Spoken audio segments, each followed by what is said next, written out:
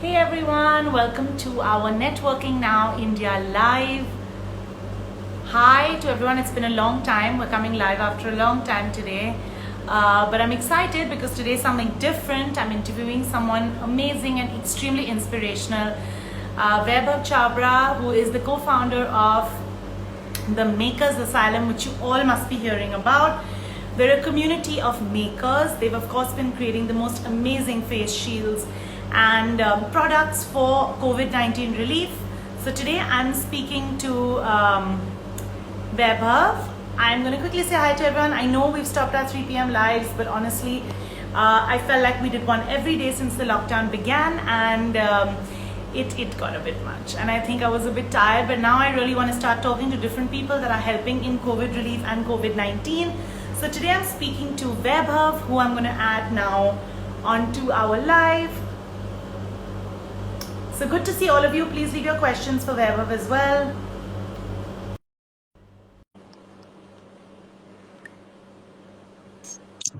Hi Vaibhav. Wow. Hi Vaibhav. Hi, how are you doing? Good to see you. This is so exciting that you're you're in character with all your stuff. I'm so excited that we can see what you're doing. Thank you. Yes, be happy to show you around what's happening in the lab as well. Yeah, that'll be lovely. So I was just telling everyone that you're the co-founder of Makers Asylum.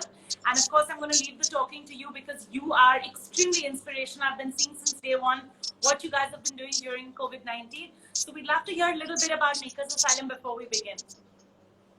Sure. Just a backstory, Makers Asylum is a community makerspace. It started out in a small little garage in Bandra with a simple thought to create a space where people like myself and others can share tools and make things that matter to them or other people. And over the past 7 years, we've been growing in space and at the same time in the community. Most importantly, people from all around the world used to come to our space and then make stuff and come and learn how to use different tools like 3D printing, laser cutting, welding, electronics, woodworking. But however, as things took a turn around towards the end of March, we had our programs also lined up for April, but everything got cancelled.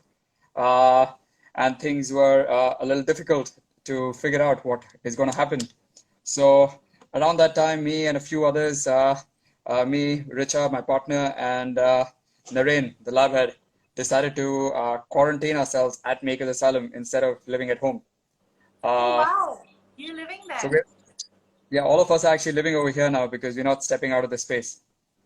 So decided to stay over here instead of going back home around the 23rd of March, and thought about making some online courses or doing some basic things that we can at least keep active and figure out how to sustain this time.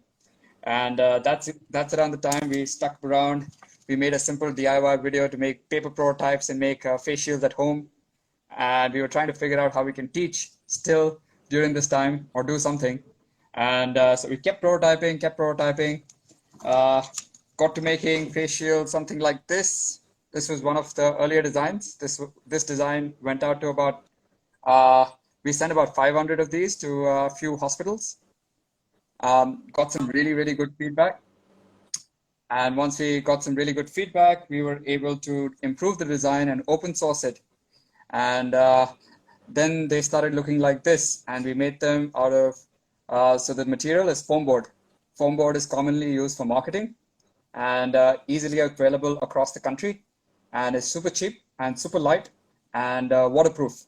So it sort of checked all the boxes for hospitals to use them to be able to wear face shields like the one that I'm wearing, which could be made using a laser and at a very fast rate. So we were able to make like almost 2,000 a day in one lab, uh, which was really fast compared to others. Well, there was no supply, nobody was able to. I mean, things like injection molding and other things take time, but something like this was super quick, and we were from day one able to give out so many. But what we also did is that was sort of exciting and was that we activated other labs. So we shared this design online. We shared all the instructions how to make them online. Uh, and we sort of connected foundations and hospitals to other labs in other parts of the country uh, so that they can also start making these and supplying to local hospitals. So we were able to give out over 5 lakh of these, this specific one, in about 40 cities now. Uh, and then after giving 5 lakhs, we moved to this one that I'm wearing. This Yeah. is injection. Uh, so now we're able to make more than 10 to 15,000 of these a day at Makers Asylum. Wow. And we've been giving it out not only to hospitals, we've been getting requests from families, from people, from banks, from uh, uh, uh, a lot of police. We've given to all the police. We've given to over I saw 10,000 of these. that. Yeah. So we're also giving to those sectors that need to be out there working, and not just hospitals, but first they go out to the hospitals. After they go out to the hospitals, then we give it to, if we have more, then we slowly start supplying to the other people. That's what Wow. we're doing. That's commendable. I can't even tell you, Vaibhav, the work you're doing. The fact that you're quarantined in your space, which is so great because you're making a difference in everyone's life. You've got a lot of comments from people that say, thank you for your service. And that's incredible. Your idea is incredible. So there was such a void in this segment. Glad somebody thought of it. So it's really nice that people have also been following you and seeing your work. Of course, I do want to ask you a little more about the Makers Asylum. What's a typical day like in your workspace? You want to show us around because it looks so exciting. Yeah, for sure. So things have changed every single day. Like initially, we were just a few of us. Now, usually in the evening, post lunch, like right after lunch, you will see about all the. So we have 3 designated houses that we go back to. And Okay. apart from, most of us live at Makers Asylum. So 6 people live at Makers Asylum. And then there are 3 designated houses. So from there as well, all the other people come. So post lunch, there's much more activity. But I'll show you out right now. Earlier on, we had a full-fledged assembly line to make these. Now we're getting a lot of these and packaging them and sending them out. So let me actually just take you around. So this is where you can see all the old prototypes. We were just actually putting them together. So some of the older prototypes and how we got to this design. Uh, that's Richa. She is sort of looking into. She's pretty much the brains behind the entire operation. I would say she's Wow. been coordinating with the hospitals, the foundations, the companies, everyone, and getting the shields to the right people, and all the Amazing. other. That's Sudha over there. You can see all the shields packing up. These are all the shields that are stacking up and then leaving from here. Yeah. This used to be the learning room where people used to come and sit and do lectures, but now is the packaging and the sorting room. That's how the shields come now. So you can see Wow. that all Yeah. the parts of the shield. What he's working on is the baby shields. I'll show you some of the baby shields as well. Yeah. Uh, more shields everywhere. So the space is completely transformed into like now a sorting and a making facility where things get sorted, assembled, and go out. Usually the space is not like that. Usually you can see hardware startups over here working Yeah. or students working. So for example, this guy is working on a motorbike. Oh wow. So a little bit sneak peek motorbike. Uh, That's cool. so- but right now, obviously they're all not here. This is a drone startup that works out of this space. That's where, so this is like 2 of the beds over here. I can show you real quick how we live over here. So this thing comes down. Oh my For a bit. God. Uh, so over here you can see the electronics lab. But now, so one of the courses that we do is innovation school. It's Yeah. for the 15 to 18 age group to learn how to make products like what we're That's doing right amazing. now. Yeah. So now what we're doing is earlier on the course used to happen here, but now we're sending all the kids to their houses and doing the courses online. We're doing that Oh as well. wow. Do you have some That's baby shoes? Yeah. So you can show your baby shoes, perhaps. Uh, this is so exciting. It's like really in your space. uh, okay. Can't open properly, but that's, for example, a baby shield. Oh So it's yeah, for I can little, see the picture of this. Super cute and so well made. yeah, these also Lovely. are now going out. That's the wood lab. Oh lovely. I'll show you that. This is where all the noisy hammering and the tong happens usually. People learn about woodworking, but now, sadly, not many people for woodworking. Yeah. Uh, yeah. So where are And you? Which part of India are you? we're in Mumbai. Oh, you're in Mumbai. Okay, wow. This looked huge to be in Bombay. Wow. Okay, so this was great to see you the behind the scenes because I've been reading so much and seeing your Instagram, so it's great to know more. But of course, I wanted to ask you, are a lot of hospitals getting in touch with you because your products are perfect at this point for them, even like the baby shields that you have? Correct. So at least when it comes to all the shields, we've supplied to pretty much all the hospitals across now over 50 hospitals. So all the incubation wards, all the hospitals, all the new incubation wards, most of them that are coming out are using our shields, the Yeah, same M19.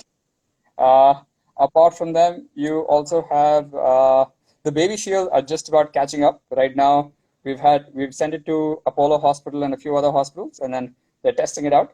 But a lot of individuals are also asking for the baby shields, especially the ones who have to travel or go to the hospitals. yeah. So they've been requesting them. So we've created a small little online store, and every day we have like requests of hundreds and hundreds of baby shields. Wow, yeah, because I'm sure, I mean, it's not available anywhere else, and this is full protection for the child. So I think that is great. I did see the Right. picture, which was great too. Moving on, oh, how cute! That's lovely. I of course wanted to ask you a little bit about the business thing. I know you're busy, and I know I'm taking up some of your time while you're really saving the world. But I want to ask you, of course, the makers movement. How do you get people who just are passionate about this and it's a hobby to them to kind of convert into an entrepreneurial venture? Is this something you guys get involved in? Uh, so Before this, we have had a lot of programs. So what we usually do is we consider ourselves a learning playground. So since the beginning, we sort of call ourselves that. So it's a place where people come, learn, make stuff. However, 23 companies have already come out of Makers Asylum very organically. Wow. Now this has been in the area of whether it be one of the guys, he started his own woodworking company out of the space. One of the guys made the electric bike company. He also started over here. Then another guy started his drone startup over here, and it's actually one of the biggest startups. One of the guys started a furniture startup, which got incubated by Y Combinator afterwards. Oh, So all lovely. of these. So when I say they started over here in a very organic way, because Makers Asylum is a community space and a people space at heart, uh, it becomes a nice place for people to meet. And actually, I want to show you something more. It becomes a place for people to meet, interact, get to know each other at a personal level, and form those bonds which allow them to later on start companies and other things. And we've seen that a lot more often than not. And most of the stuff doesn't happen where I showed you, actually happens over here. That's our terrace. So as you would see, so we do Wow. barbecue every week, every month. So that's our barbecue that you can see. I'll show you our barbecue as well. So usually all the fun stuff, you can see all the artwork as well that people draw, Yeah, and how then cool. that's our barbecue. It's flipped upside down again. Wow, you guys are quarantining in the perfect space. Definitely, I would never imagine to be quarantined in a. That's what when the uh, city went into a lockdown, we decided to live here for the same reason because the best place to be in a quarantine is definitely a makerspace, for sure. That's Yeah, all. how lovely. It's so creative and so much around you. In fact, somebody is also asking, what is the link to the online store that you mentioned? Please, could you share? Yeah, makersasylum.com/shop. Okay, perfect. So that's great. I also want to ask you, of course, so how are you different from the other maker spaces that are around India, around the world? What would you say when you guys started out? What was your first thought that you put this together? Sure. So one of the things about Makers Asylum is that it is, which makes it a little different and exciting, is that it's one of the only self-sustainable maker spaces. When I mean self-sustainable, we don't have a university that we're inside or a company that sponsors us, only one company that sponsors us. So that helps us be a neutral ground, I would say. A neutral ground which is sort of completely free and open and creative for people to come from all different backgrounds. So we have a lot of artists, engineers, doctors, entrepreneurs, uh, architects, designers who use the space. It's not just a technical space, Makers Asylum has a huge community of artists, and that's very very exciting because when an artist comes and uses a laser cutter, that's when some really beautiful stuff comes out. It's not, I mean, when an engineer uses a laser cutter, they know how to work with it, but when an artist uses it, you have some very beautiful, interesting things that are made, and I think I'm a big fan of that, and that's why we promote that a lot at the space, and that's one of the exciting things. And like I said, the differentiating factor over there would be that we are self-sustainable. That means that we pay rent, we exist, we do our own thing. We're like a small company, so that also meant that we had to survive the pandemic in some sustainable manner. And I guess the uh, efforts over there with the entire community. We have about 10 volunteers now who are there. Uh, one of them is a neuropsychologist who's Wow. working over here making shields. One of them is an ex-Goldman Sachs analyst who's making shields.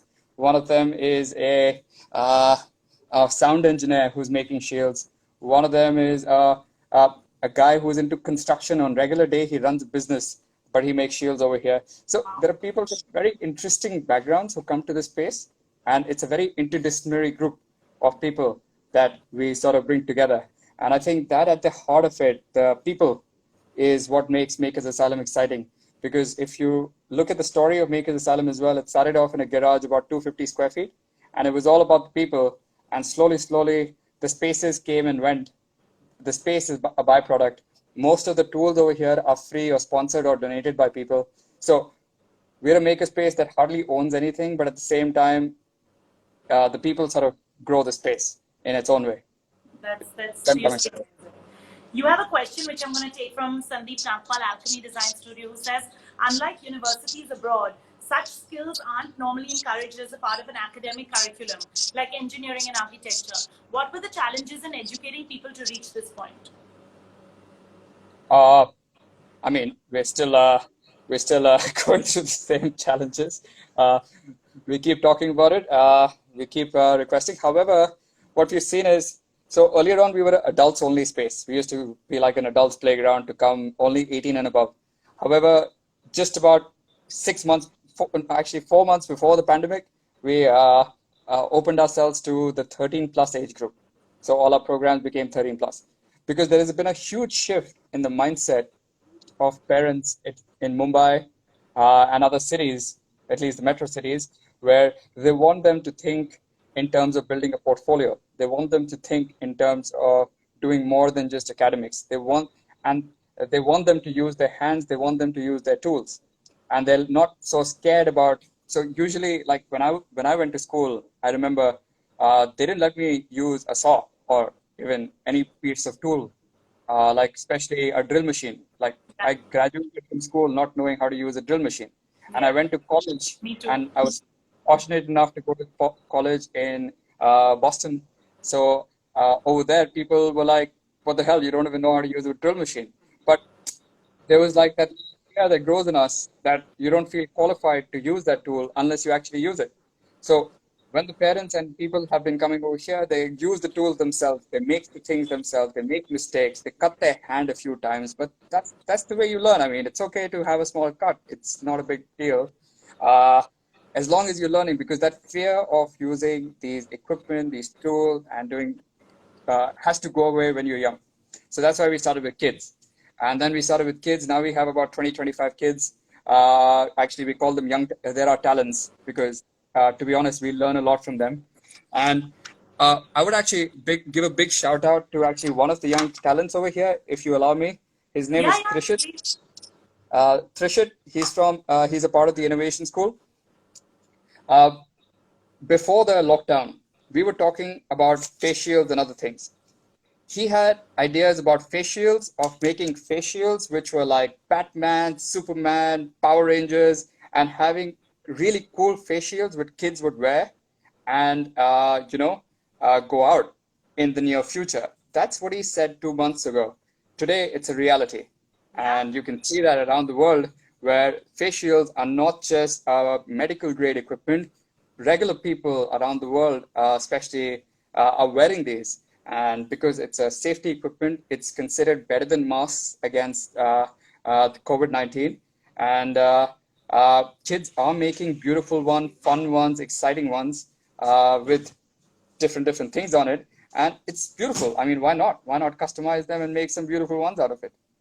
Absolutely, I have. absolutely. I'll show you one actually. So, yep, check this out. Up on Oh one. wow, that's amazing.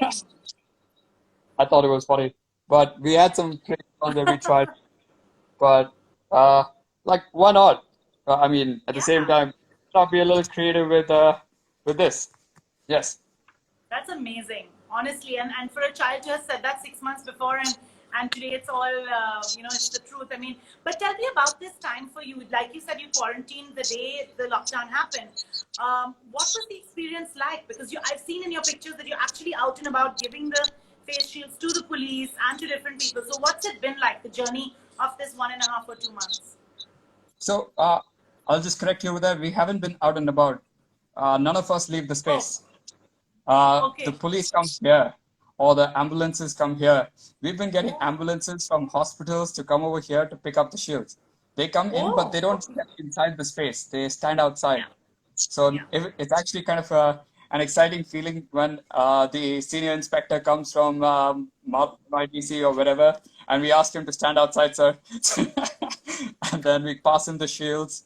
That's We do the amazing. Yeah. transaction, but they don't enter the space. Everyone who enters the space has to follow specific guidelines. So, for example, only volunteers who've been coming here from day one are now coming back. We're not allowing other volunteers to come anymore. So the same ones are staying with us are either living here or going into the 3 designated houses.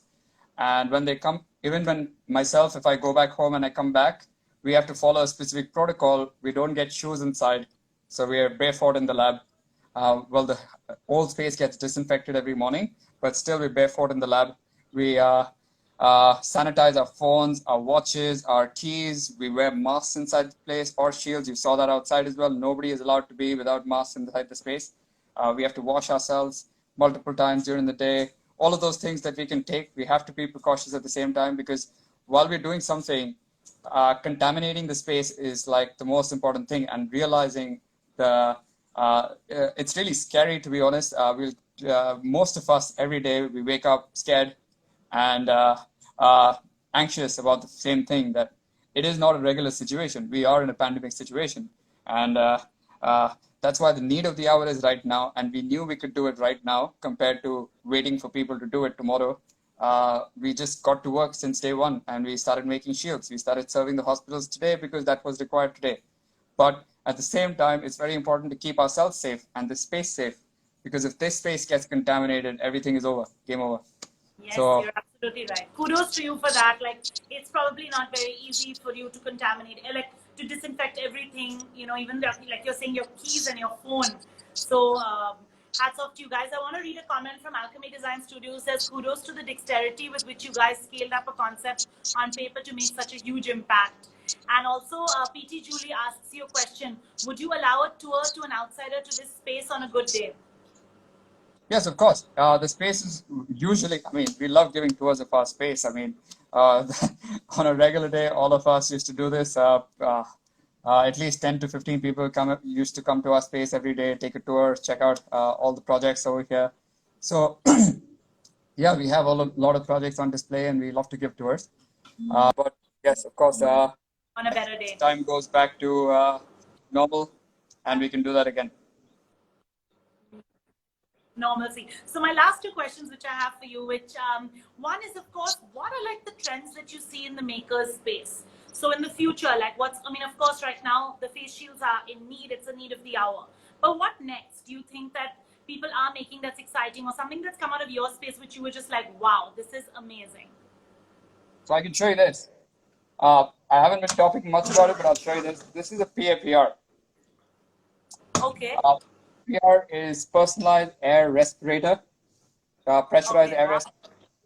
So this is what goes in your mouth, face, and then you get this pumps out filtered air inside this. So what you have is a positive air pressure for breathing. So as a doctor inside the ICU, you're always breathing filtered air and not contaminated air, which is there inside the aerosols. So this was version 1 that you see over here. We've made version 4. We've actually grown from version 1 to 2 to 3 to 4. And the latest one and the last couple of them are at AIMS with the ICMR head right now in New Delhi. We've been getting some amazing feedback from them, and they helped us make this. They gave us the feedback every time. We made another one. We shipped it to Delhi overnight via Blue Dart, and it comes back. We don't take it back. Sorry, we don't. It goes there, and then we basically destroy it after that because we can't take it back.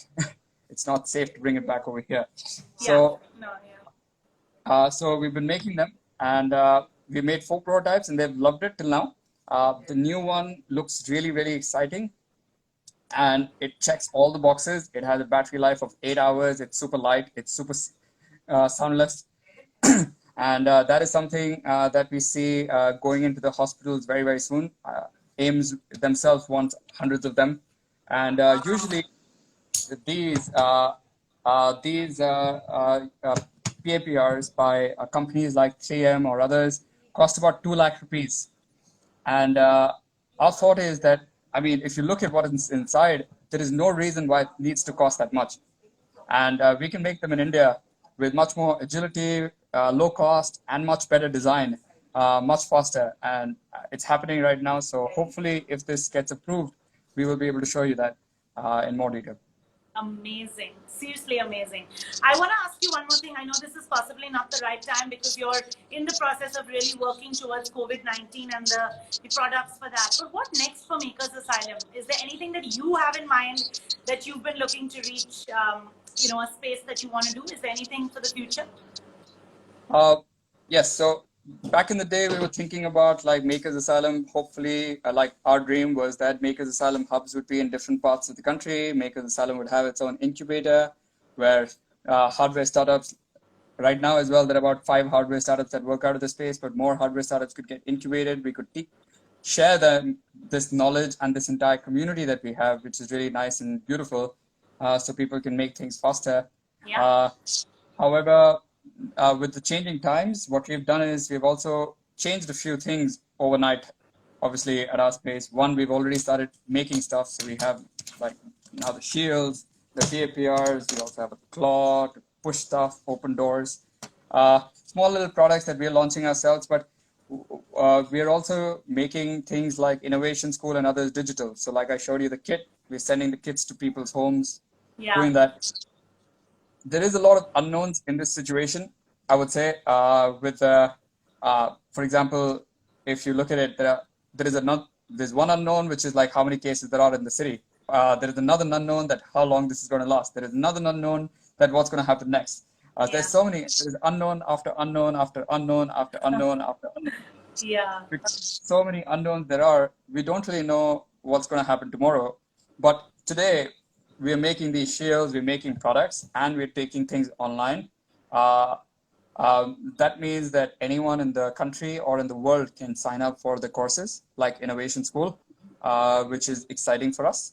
I think it works really well because earlier on we had a lot of problem because a lot of people in South Bombay, I see somebody in South Bombay, wanted to come to Makers Asylum, and they said that, oh, you guys are in Delhi, I'm not going to come over there. So we said, okay, no problem, but now you can come through the space online. We've also been talking about taking the space, and I think new technologies like virtual reality and stuff will be a really big game changer for us as well.